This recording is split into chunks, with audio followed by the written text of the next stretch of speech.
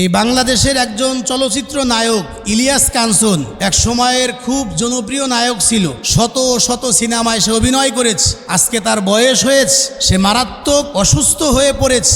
এ পর্যায়ে এসে হয়তো আল্লাহ রব্বুল আলামিন তাকে বুঝ দান করেছেন। তার গ্রামের স্থাবর অস্থাবর সকল সম্পত্তি, টাকা পয়সা এগুলা গরিব দুঃখী অসহায় মানুষদের মাঝে এবং মসজিদ মাদ্রাসা এগুলা উনি দান করে দিচ্ছেন। আল্লাহ পাক কখন কাকে হেদায়েত দেয় সেটা তো বলা যায় না। উনি সিনেমা জগতের মানুষ, একজন নায়ক, তার ইনকাম হালাল হারামের ব্যাপারে অনেক সন্দেহ থাকে। তবে একজন মানুষের জীবনের সকল সম্পদ যে হারাম হবে বিষয়টা এমন নয়। তার একাধিক রাস্তা থাকতে পারে যে যেখান থেকে তার হালাল পদ্ধতিতে সম্পদ আসতো। এজন্য তার সম্পদ হালাল হারামের ব্যাপারে আমি কোনো কথা বলছি না।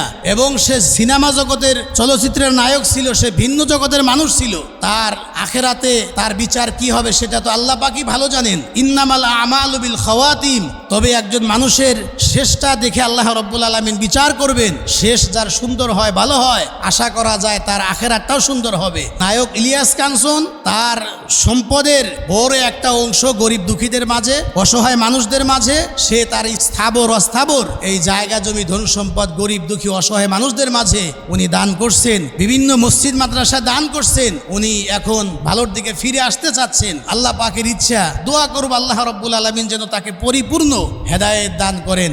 এবং একজন মানুষের ব্যাপারে কেউ আমরা ফাইনাল বলতে পারবো না এই লোকটা জান্নাতি, আবার কারো ব্যাপারে আমরা বলতে পারবো না এই লোকটা নিশ্চিত জান্নাতি। কে জান্নাতি কে জাহান্নামী সেটা তো বিচার করবেন একমাত্র আল্লাহ রব্বুল আলামিন। তবে সে যে শেষ বয়সে এসে অসুস্থ হয়ে পড়েছেন এবং তার জায়গা জমি টাকা পয়সা এটার বড় একটা অংশ গরিব দুঃখী অসহায় মানুষদের মাঝে দান করছেন। বিভিন্ন মসজিদ মাদ্রাসায় লক্ষ লক্ষ টাকা দান করছেন।